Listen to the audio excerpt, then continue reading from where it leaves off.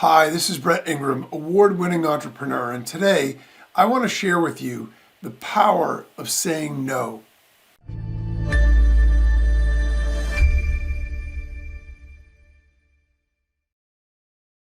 I love possibilities, there's no doubt about it. It's the entrepreneur in me. We think of what's possible, what we can do, what we can accomplish.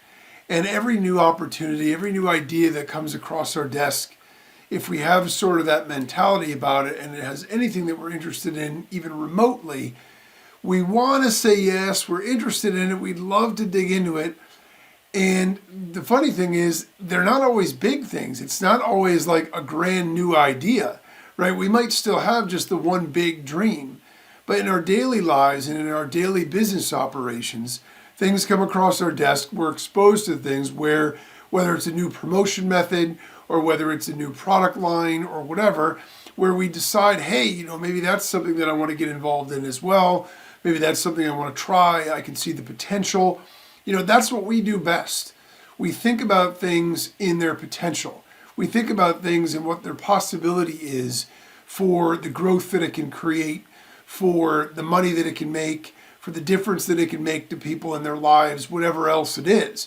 And so when there's anything that we see that can contribute to that, we naturally want to consider it.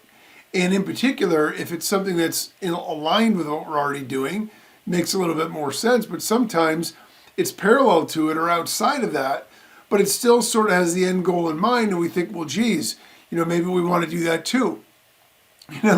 I know personally, I want to do it all. I mean, right now, I'm creating software apps, I'm hosting a podcast, I'm building a social following, I'm doing email marketing, I'm doing product launches, I'm doing affiliate stuff, joint ventures, and I also want time for my personal life. As much as I enjoy what I do, it is important to be able to unplug from business. It is important to be able to enjoy what we do outside of that and to cultivate some interests in things outside of work. And so whether it's spending time with friends and family, whether it's a hobby, whether it's a sport or an activity, whatever it is, it's important to have all of those things. So it becomes difficult because the one constraint that we all live our lives by is that we have 24 hours in a day. So we do only have 24 hours. We obviously need to sleep. And I know, some people, including myself, at times in my life have sort of foregone that a little bit and shortcut the sleep thing to get more done. But the fact is that's a short-term mentality that ultimately will lead us to bad health and health issues down the road. So while we can do that for short periods of time, that's not really the answer. And so the next thing that we can look at is we can look at automating, right? Automation is awesome because it allows us to get more done automatically through the use of technology, through the use of systems. And so generally, this is a very low-cost idea, and it's generally something that's very high leverage because it can do especially repetitive things for us really, really simply. And so, we want to automate anything that we can, no question about it. The fact is, most of us already do that. If there's a tool we can use, or there's a software app, or there's some kind of technology that is going to allow us to automate something, we're probably already using it. If we're not, certainly something we can look into, we could do that. Another thing that we could do is we could delegate. So if we have a team, if we have a staff, if we have people that we can rely on, a partner, even a spouse or family members, we can offload some of the stuff that we want to do to them, right? And we can have them do it so we aren't personally responsible, but at least we can still get it done within the context of our business. And another option, of course, is outsourcing. So if we don't have team members or they're all tapped out and we've already automated everything we can always go on like Upwork.com, Fiverr.com, and we can outsource. We can find people that have a skill set that we need to be able to do things that we need to get done. And all of those things can help us get a tremendous amount of things done. Look, there's no question about it. In today's day and age, one person can accomplish far more than they would have been able to on a personal level decades ago. It just is a function of the times and the technology and everything else. No doubt about that. That said, the bar is a lot higher for what we need to accomplish on a daily basis and for what's expected. If we want to be successful, if we want to do things and create things and move mountains and all this other kind of stuff, We have to be more effective, we have to be more efficient, and we have to take on more than anyone ever has. It's just sort of the nature of the beast. And so that's really, really awesome because all of those things, the automation, the delegation, the outsourcing can help us get a lot more done than we could ever do alone, which is great. But even still, there's always still too much. Because the thing is, there are always untapped ideas that we're hoping someday to get to and yet never have time. I know for me, I've had a list. I used to keep a list.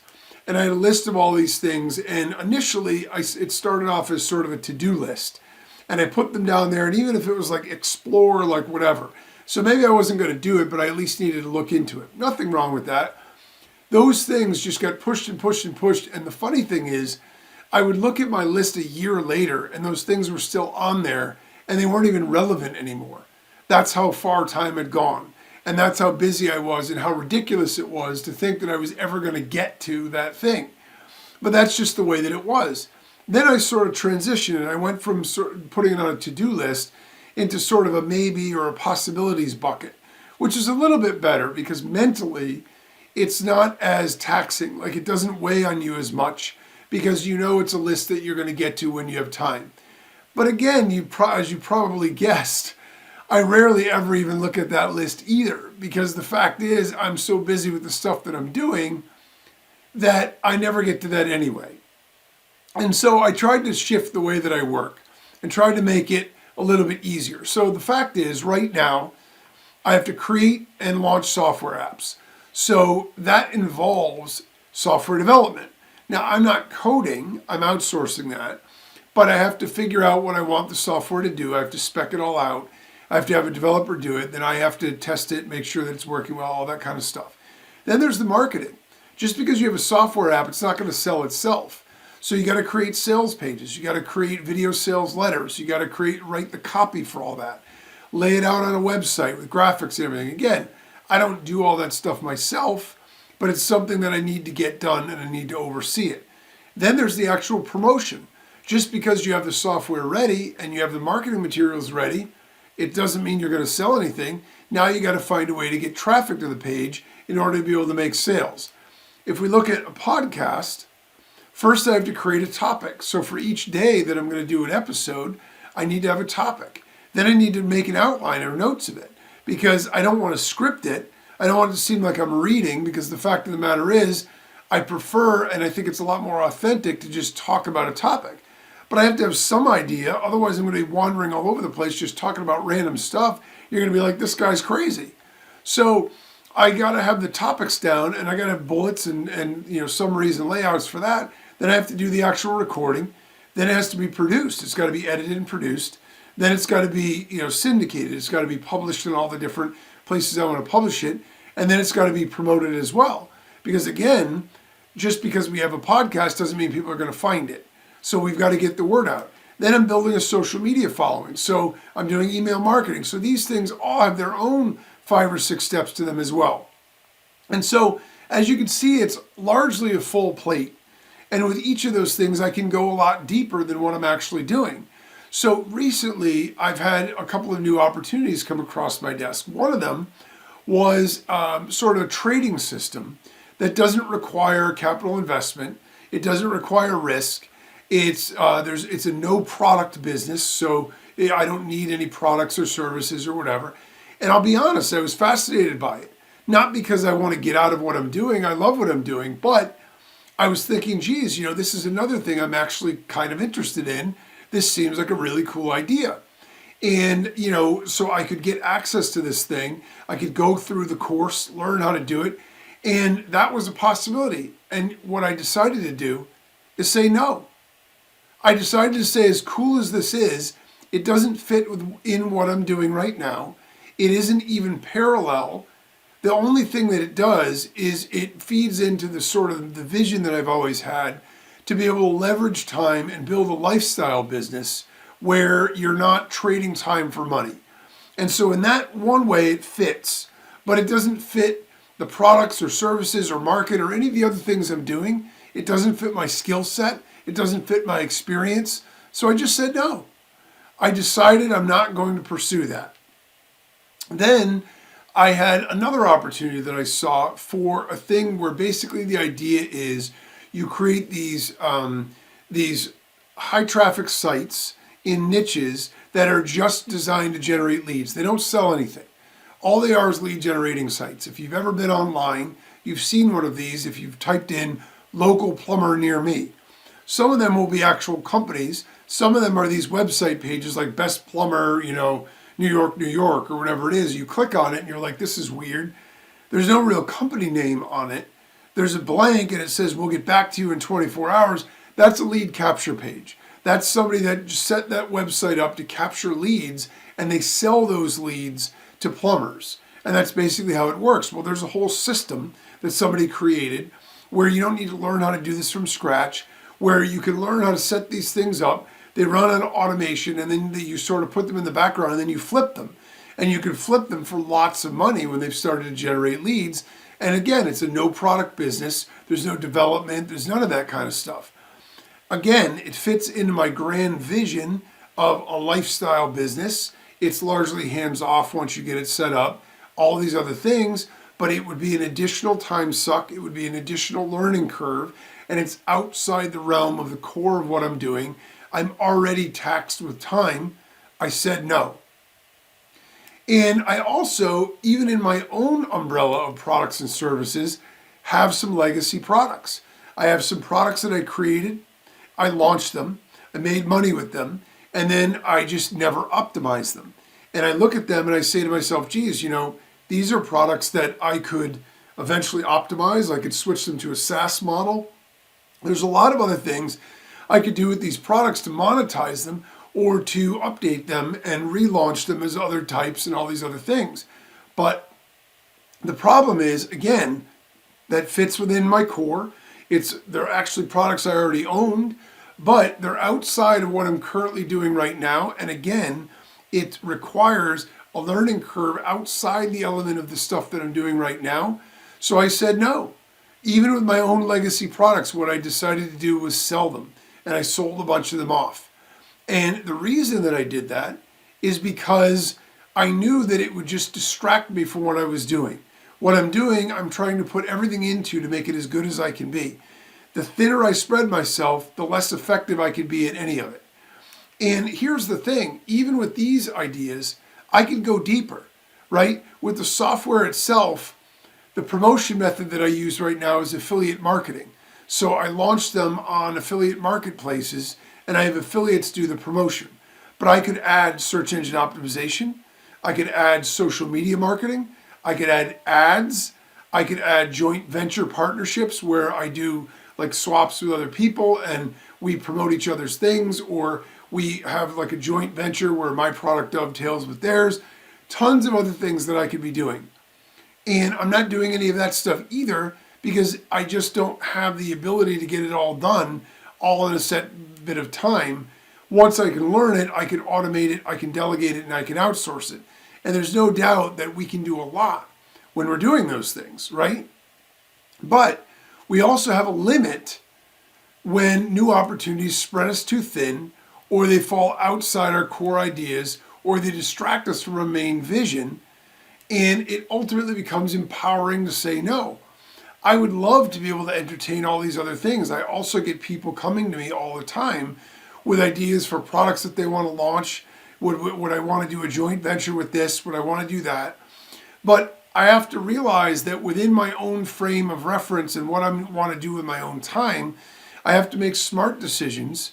I have to be able to limit the things that I expose myself to, because otherwise each thing takes time.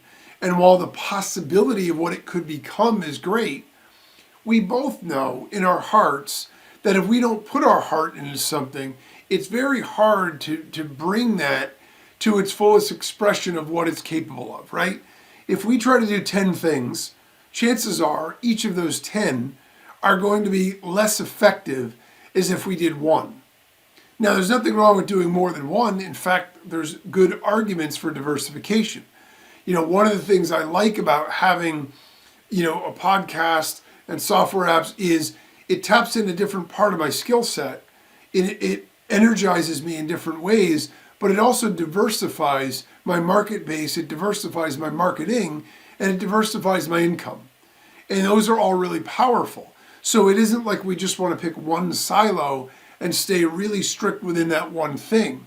At the same time, we want to be very smart about not letting things go that are too far outside or that require too much heavy lifting to get them off the ground, right?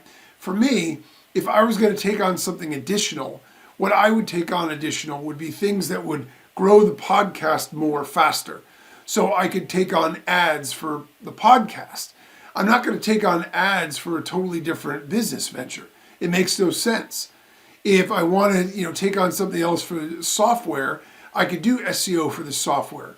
I could do joint ventures for the software. I could do video marketing for the software.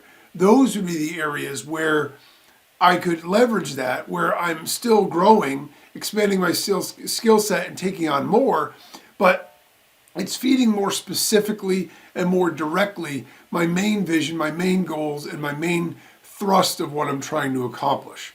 And that is super important. What we find is that when we actually say no, instead of putting things on a maybe list or a to-do list, there's something super empowering about that.